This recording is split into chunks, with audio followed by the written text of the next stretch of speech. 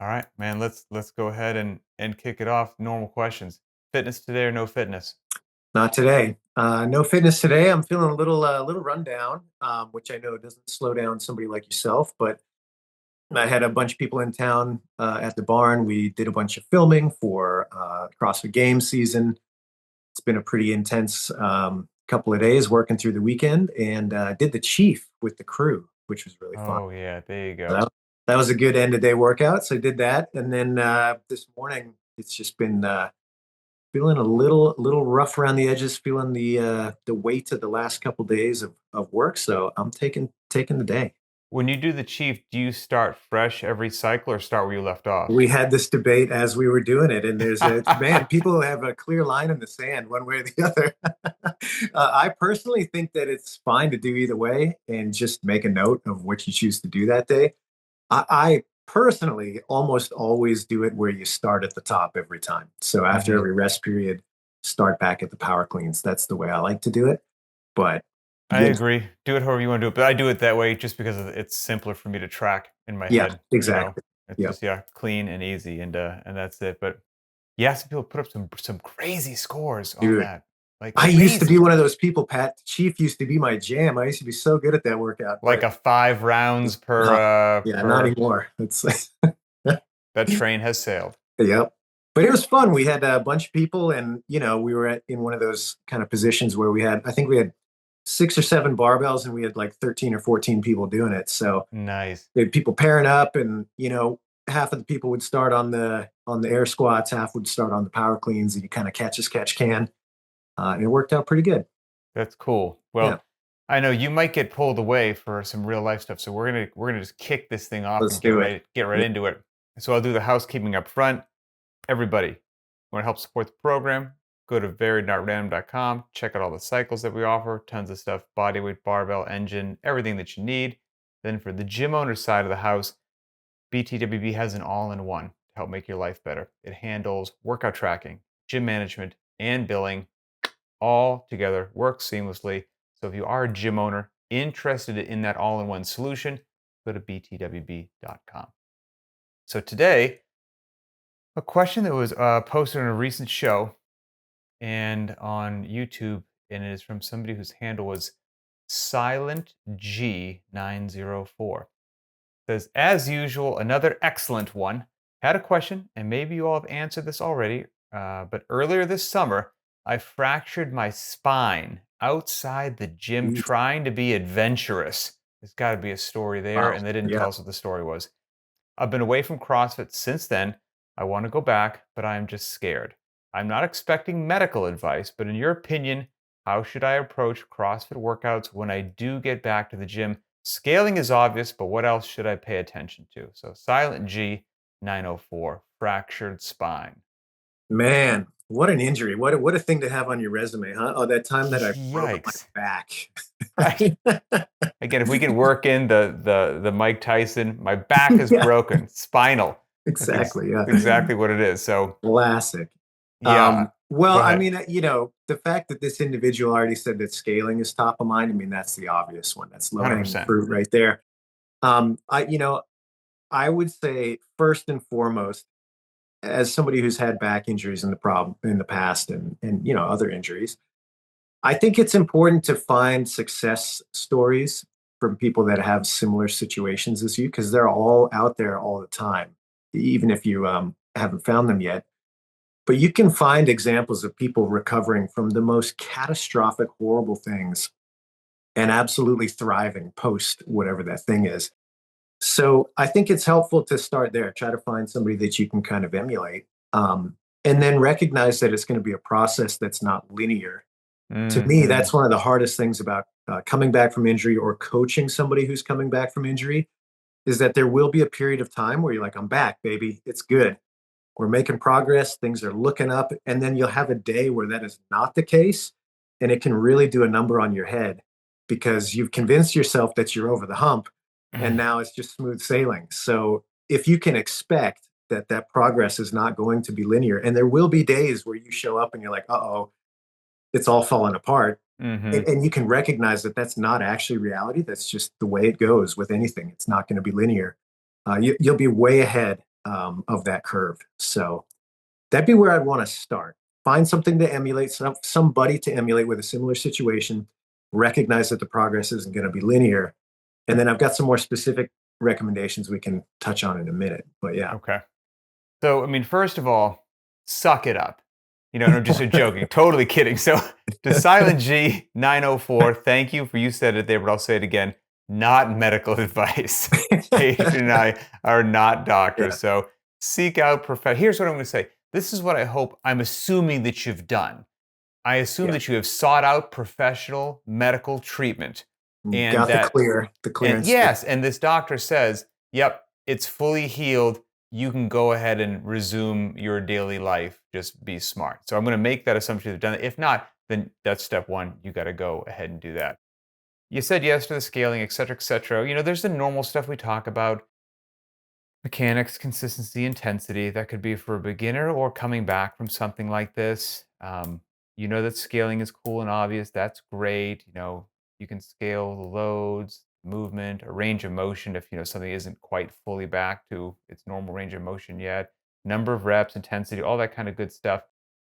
But what I think is the most interesting thing about this individual's question, I don't know if it's a man or a woman, is I want to go back, but I'm just scared. Like I think the just scared part is the biggest one. Um, I can speak well to this because I've done so many stupid things with my body over the course of my life. I mean, just I had a motorcycle wreck that I got ejected from a Yamaha R1, landed like 50 feet away. I mean, messed myself up head to toe. Was wearing a T-shirt that said "I don't give a rat's ass" at the time of the crash. True story. That's amazing. True, I mean, true story. Other protective gear I was wearing was a set of board shorts and Chuck Taylors. nice. Um, Yeah. I had Known a for their durability, known both for of their those items. durability, Yeah. impact, and abrasion resistant. Yeah. I had another terrible motorcycle wreck in the woods where I had a level 5 separation of my AC joint where like they were going back and forth on surgery. Should you get surgery or not? And we just left it as is. I I didn't even broke know there were my that many levels. oh dude, I didn't know either. Broke my pelvis a long time ago, which is, you don't want to do that. 2 plates and Mm. 11 screws held that back together. That was like a 2-year recovery progress process. And then a couple years ago, I had a total hip replacement, and I still have that old retained hardware in there. And every one of those things obviously sucked and had a long rehab. But there was a point where some medical professional said, the bone, the whatever is like, it's fully healed. Like the strength is there. So you can go out and test yourself in the world and you might feel weird, you might feel squirrely, but that's in your head because the bone is healed, fully healed. Mm. But when I slide under the barbell, even though the doctor told me that, and I throw some plates on it, I'm leaning to one side. I'm nervous. One side's overcompensating. Like it's just the confidence isn't back there yet. So that want to go back, but you're scared. Like I get that, my friend. I to this day I know what that feels like because it does still creep up into my head every now and then, depending upon what I'm doing. And maybe as incredibly obvious as this sounds, like you said, it not being linear, you you have no schedule to come back. You have no timeline. You should have hopes, but no expectations. Don't Mm. you know like go a bit slower than you want for longer than you want with less load than you want and take all the time you need to gain. You don't want to have this one big victory where you come back into the gym and today I prove everything's back. You want to have like 100 little victories that you build upon each other. And then little by little, that kind of nagging voice of uncertainty that's whispering your ears, it might still be there, but every time you stack one of those little victories in there, that voice will get a little quieter and a little quieter and a little quieter, and that confidence will come back. But I would give it a really fair amount of time and a long runway with no expectation. Yeah. No, I completely agree with all of that. I'll say too that that little, nagging doubt that you've got in the back of your head after something significant like that, it's not a bad thing to have a Mm, little bit of, pause before you start picking up that one rep max deadlift again, even if that 100%. is quite a Yeah. ways down the road.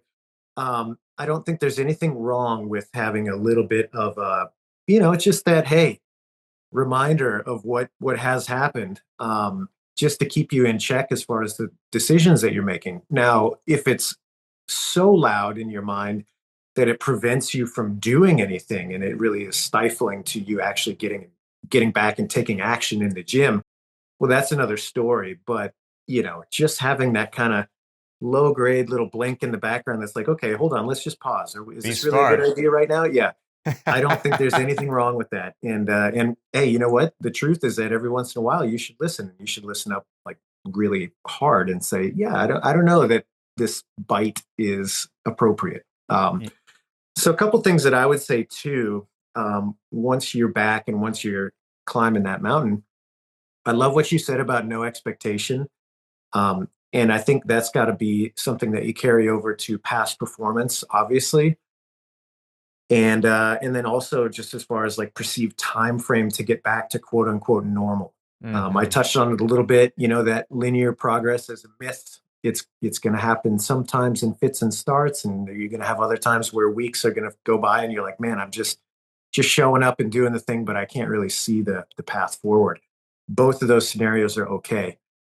Um, Specifically, I think that if you're coming back from something like a broken back, the two things that I'm going to want to identify right away, maybe three things, is number one, what are the movements that place a lot of strain on the back? And hear me when I say strain, it doesn't mean that it's a bad thing. It just means that by the nature of the movement, the back is involved quite a bit. Like a deadlift is an obvious example. Mhm. Great movement. Everybody should train it. It's going to be something that really helps to maintain and improve your spine health long term if you're smart about its application. But there's a lot of strain on the back. And so you got to make sure you're ready for that. So identify some of those movements, particular for your condition. They might surprise you. They might not be as obvious as the deadlift. There might be some ones in there that you're like, wow, like Right. an L sit could be something that you're like, that is a high stress movement for my particular situation. Identify those and just kind of have them in the back of your mind. And then loading, obviously, I think is one that you're going to have to approach really slowly. And when it comes time to doing one rep maxes, that's something that you're going to have to just kind of, be aware of. And then the third thing, and this is often the case when you get to that stage that we've been talking about where you feel good, but maybe you still aren't quite at your previous capacity, is fatigue management. You know, Mm. CrossFit is all about doing things under fatigue. When you're coming back from an injury, you are likely less fatigue resistant than you were That's a good previously, point. even if you don't feel like you're out of breath and like your conditioning isn't the problem there. That isn't always going to be the indicator that you're just good to go and able to push through. So it's not always going to come down to like, well, are my lungs Yeah. capable of the task? But that might not be the only indicator anymore. So You might lose your bracing sooner than you used to or whatever exactly. happened to be. Yep. So Yeah. those are kind of the big three, in my opinion. There, make sure you understand the movements that are going to place that direct strain on your area of injury. Make sure you understand that the climb back to like maximal loading is going to be probably slower than you think. And then be aware that fatigue management is something you got to keep in mind. Hopefully these last little bit that I have here for Silent G904 is not I'm not trying to be Debbie Downer. Okay, that's just because Yeah, it's an unknown, right? sure. Some people have a significant major injury and the report back a year or two later is like, man, it's like it never happened. Like Yeah, it's I don't you would have I've never known. yep, And some people are like, oh, I feel great, but things are a bit different now. Like I'm great, I can do a lot of yep. stuff, but it's different. So I don't know where you're going to be when you come back. So I hope it's the my goodness, like it never happened. But if it's not, just be smart so that you can live the highest quality life for as long as possible. And I guess my point is, again, not trying to be Debbie Downer, you may or may not have to let go of old stats, old numbers, old whatevers. I don't know if that's going to be the case for you. I hope that it's not. But if it is, let's just say that I'm sorry, but you're at 85% of what you used to be for the rest of your life. But you used to be a fit beast. So 85% is still, you're amazing, by the way. But that 405 back squat is not quite there anymore. Sorry, you Mm, have to settle for 350. You're still going to be great. You know what I mean? Like yeah, those kind of yeah. deals. And chasing the 405 might not be, the juice isn't worth the squeeze there or whatnot. So just be rational, be sane, be really honest with yourself. Your spine health or joints in general is not something you want to be, very, um, haphazard with, or, throw caution to the wind. So check that out. And then some things might be just different forever. Oh well. I mean, like, again, using myself as an example, as one of those weird CrossFitters that actually liked running, and I still do, but my hip does not. And Mm, that yeah. sucks. It sucks, and it's just a true statement. And for a while, like, I'm about a little over 2 years, 2 years and 1 month post the total hip replacement. So, like, I'm fully back. And I've tried on a couple times to lie to myself that it's not, that it's okay. And so, within a couple months ago, I did a 10K, and I just did Mm, the 10K, which yep. my orthopedic surgeon would say was totally stupid. But you know what? I've got a sociology degree, so I'll handle it from here, champ. And and I did it. I did the 10K, and for the next maybe 8 days, I limped a little Mm, bit, and I had a pain and a numbness in my hip that I haven't had in 2 years, and it was yeah. stupid. Like, I You chased paid for it. something. Yeah, I paid something, and since then, if runs have been, and I did it outside on the concrete, um, and since then, when runs have come up or whatnot, I've got an air runner in my garage, and I've learned that I don't like the air runner.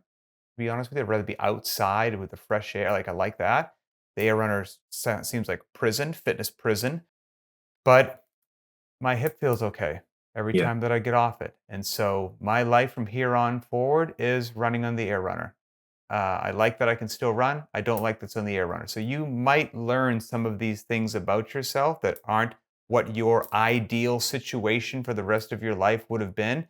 But if you want to continue to do functional movements, you want to continue to train with intensity, et cetera, I just test the waters, be honest, experiment, and then find what works for you and make your workouts um, congruent with whatever your circumstances are. That'd be my kind of my final thing there. Yeah, to piggyback on that, I agree. And I think psychologically, that's one of the hardest things to confront because, I think we are all wired to consider that negative signal much stronger than the rest of the positive signals that may outnumber that significantly. But, it's kind of a clunky example. But if Pat and I meet for lunch 100 times and you hit me with a brick one of those times, well, I'm not Right. going to meet you for lunch anymore, even though we had 99 great Right. interactions. It can be the same way when you experience something like this and you do a movement and it doesn't feel good and you can get really fixated on that.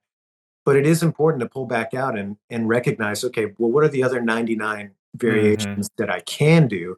What are the other movements that I can pour myself into and pursue and try to push out and get better that have no effect on my injured area? So keeping those things top of mind, particularly when you do have an experience like you just described, where you're like, man, I went out and did this thing and I knew that that probably was extending a little bit further than I should. And sure enough, I paid the price for it.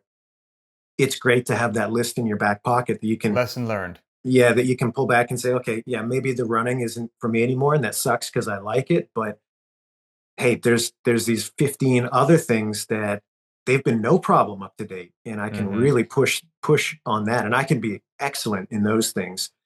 There's still plenty of meat on the bone, regardless of what your circumstances. So keeping that in mind is important. And same deal with, maybe with, like, I'll end on an extreme example, but I think it'll paint the picture. Spinal fracture. Let's say, sorry, I hope this isn't the case, but you just can't back squat heavy anymore. Now we won't, get into what that actually means, but you just have to avoid the back squat. That sucks. Okay, but you can lunge with dumbbells. Just kind of in the hang position, and you can Yep. have a pair of 50s. And when you first start out, you can lunge 40 meters unbroken with them, which is really great. Okay. And you're like, this is going to be my life for the rest of my life. I'm going to set a Guinness Book World Records for this. And I check back in with you 2 years later, and you're like, well, I first started, I could lunge 40 meters unbroken. Now I can lunge 150 meters unbroken, which, by the way, you would be a ferocious animal if you could do that. And so, but you've touched nothing but a pair of 50-pound dumbbells for lunging. At that point in time, I'm here to tell you, if you could do that or did like you tripled the distance that you could lunge with a pair of 50s and you never went heavier than that, I don't know what your back squat is and it doesn't matter. Yeah, Your right. legs are so strong that Yeah, well, nothing in and the that's world is going to throw you off base. So like find what you can do and do it. yeah, that's the tricky thing, right? Is like at a certain point we all convince ourselves that getting better at the thing is the important part. And you forget that the reason you started doing a bunch of these different exercises in the first place is because of their general carryover to your state of fitness, not so that they're self-serving and they continue to improve for their own sake. So yeah, you're exactly right. You know, it's like, hey man, what is the effect that it has on you overall versus, what is that thing that you're measuring that you've put so much value in? Using objective measurement is great, and it's a really important way to measure your progress and see if the program is effective. But at the end of the day, it's really just a proxy for is it contributing to your general physical preparation? That's it. So yeah. Um, I think that's all I've got for Silent G904. Yeah, same. Keep at it, man. And sorry to hear that you broke your back, but it sounds like Man, you're asking the right questions to get back on that horse, so yeah, to speak. being adventurous outside Yeah, of the gym. You know, yeah. we tell Well, people to and use hey, their fitness, and now you're going to break your back. I was gonna say if you're gonna break your back, at least do it doing something adventurous, right? Right. My goodness. Well, yeah, my friend, I hope that you heal well. I hope that you're able to get strong also between the ears so that you get that confidence back. You make some smart decisions because we want everybody to be doing this not just for weeks and months, but for a really, really long time. If we thought there was a better way to get fit, we'd be doing that, but we don't. So we're here. So if anybody has ideas, topics, or whatnot for upcoming and future shows, as you can see, all of your input drives this program. It's everybody else's show, quite frankly. It's not mine or boss's. So find this show on the BTWB YouTube channel. Post your thoughts on this topic or for a future topic. We read those. You can go to the Very Not Random Instagram account, post a public comment. We'll see that. Or you can send a direct message if you want to be anonymous. They'll make their way back to us. And yeah, that will help drive the content. So for Adrian Bosman, I'm Pat Sherwood, and we will see you next time.